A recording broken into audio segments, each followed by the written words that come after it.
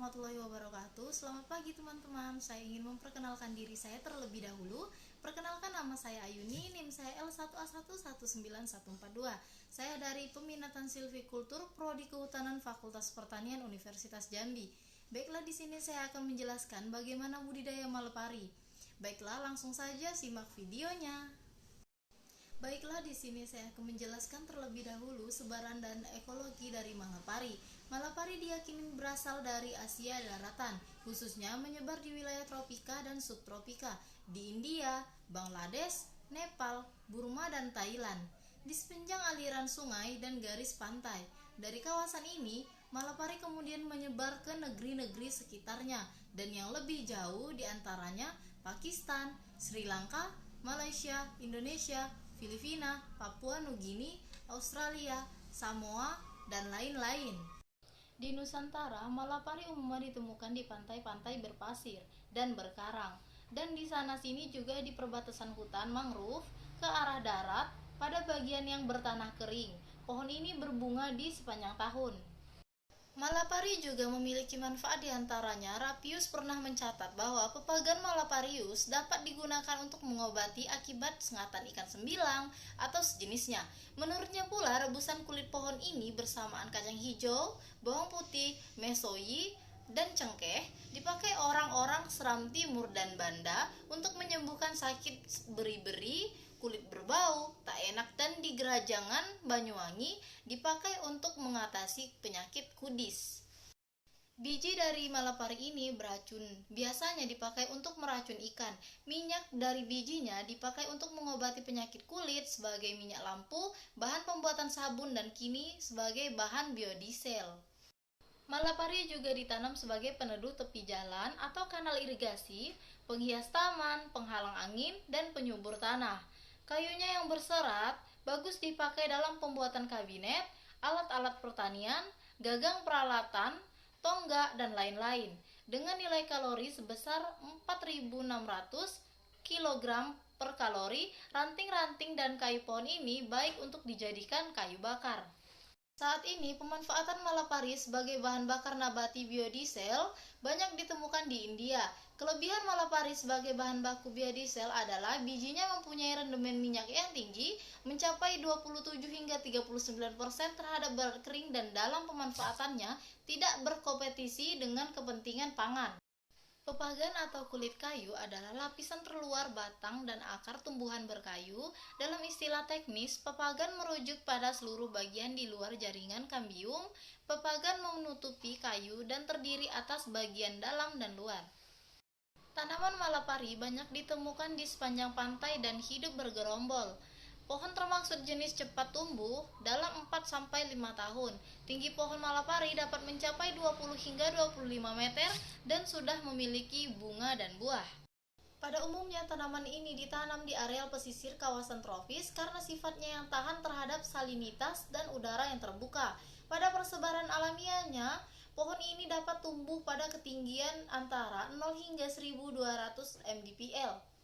Baiklah, tanaman malepari dapat tumbuh baik di tanah liat berpasir, tanah berpasir, dan tanah liat yang bergumpal-gumpal pada kondisi aman asli daerah subtropis dan humida yang memiliki curah hujan tahunan antaranya yaitu 500 hingga 2500 mm dan musim kering selama 2 hingga 6 bulan dengan suhu maksimum antara 27 hingga 38 derajat Celcius dan suhu minimum antara 1 hingga 16 derajat Celcius. Tanaman dewasa malepari mampu tumbuh pada suhu di atas 50 derajat Celcius. Pada tingkat anakan toleran terhadap naungan dan dapat mengikat nitrogen udara bebas, malepari sebaiknya ditanam pada tanah yang berdrainase baik dengan sinar matahari penuh atau sebaginya. Dalam memelihara tanaman ini relatif lebih mudah, tahan terhadap hembusan angin kencang dan kekeringan. Tetapi tanaman malepari sensitif terhadap cuaca yang sangat dingin di bawah 30 derajat Fahrenheit. Perbanyakan tanaman malepari dapat melalui biji, di mana biji dipilih dari buah yang benar-benar masak dari pohonnya. Setelah daging buah dikupas, biji atau benih harus langsung ditabur ke dalam polybag atau disemai dalam bak kecambah. Hal ini untuk mengurangi kemungkinan kemungkinan benih turun daya kecambahnya.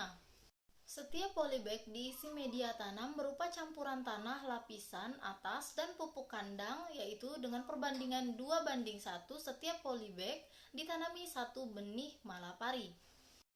Tempat pembibitan diberi naungan atau atap dengan bahan dapat berupa daun kelapa, jerami, atau paranet. Pembibitan ini dilakukan selama kurang lebih 2 hingga 3 bulan. Kegiatan yang dilakukan selama pembibitan antara lain penyiraman di pagi dan sore, penyiangan dengan melakukan pembersihan gulma di sekitar bibit, dan seleksi dengan pemilihan bibit dengan pertumbuhan yang baik. Pembibitan secara vegetatif juga dapat dilaksanakan, yaitu dengan cara stek di batang malapari. Stek diambil dari pohon induk dengan penampilan yang baik dan sehat. Bahan stek diambil dari ranting berukuran 1-1,5 cm atau dari terubusan hasil pemangkasan. Dengan memerlukan bahan perangsang pertumbuhan akar, stek umur 2 bulan sudah berukuran dan tunas sudah mencapai 10 hingga 15 cm. Kegiatan persiapan lahan meliputi pembukaan lahan, pengajiran, dan pembukaan lubang tanaman. Lahan yang akan ditanami dibersihkan dari semak belukar, terutama di sekitar calon tempat tanaman malapari. Pengajiran dilakukan dengan menancapkan ajir atau bisa dari bambu atau batang kayu atau ranting kayu, dengan jarak tanam disesuaikan dengan rancangan populasi tanaman yang dikehendaki.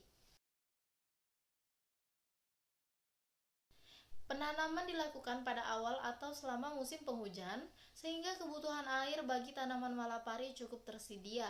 Bibit yang ditanam atau dipilih yang sehat dan cukup kuat, serta tingginya memiliki sekitar 50 cm atau lebih. Saat penanaman, tanah di sekitar batang tanaman dipadatkan dan di permukaannya diberi agak cembung.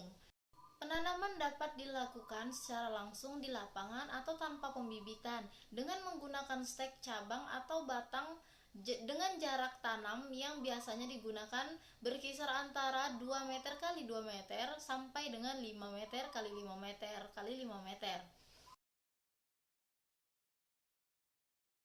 Buah yang dikumpulkan sebaiknya sudah berwarna hijau kecoklatan sampai dengan berwarna kecoklatan. Buah-buah ini dapat dikumpulkan dengan cara menggoyang-goyangkan dahan, dan apabila buah sudah tua akan rontok dengan sendirinya.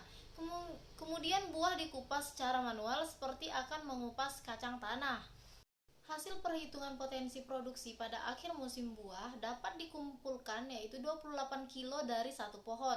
Dalam satu pohon malapari dihasilkan 9 hingga 90 kilo biji atau tahun, sehingga jika kerapatan tanamannya 100 pohon per hektar, maka potensi panennya adalah 900 dikurang 9.000 kilo biji per hektar per tahun.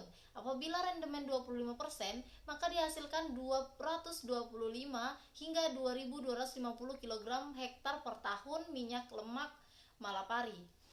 Dengan cara pembudidayaan yang baik dan rotasi tanam 5 hingga 7 tahun, maka produksi perkebunan malapari yang dihasilkan mencapai 2 ton minyak lemak dan 5 ton minyak kayu bakar per hektar per tahun.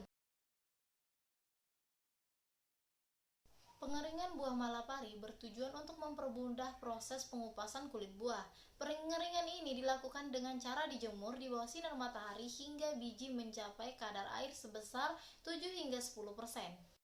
Buah yang telah kering ditaruh di tempat teduh menunggu proses pengupasan. Setelah itu, buah dikupas dengan cara buah yang sudah kering diletakkan di atas permukaan yang keras seperti lantai atau semen atau meja, lalu digiling atau ditekan dengan menggunakan kayu sehingga kulit buah pecah dan biji keluar.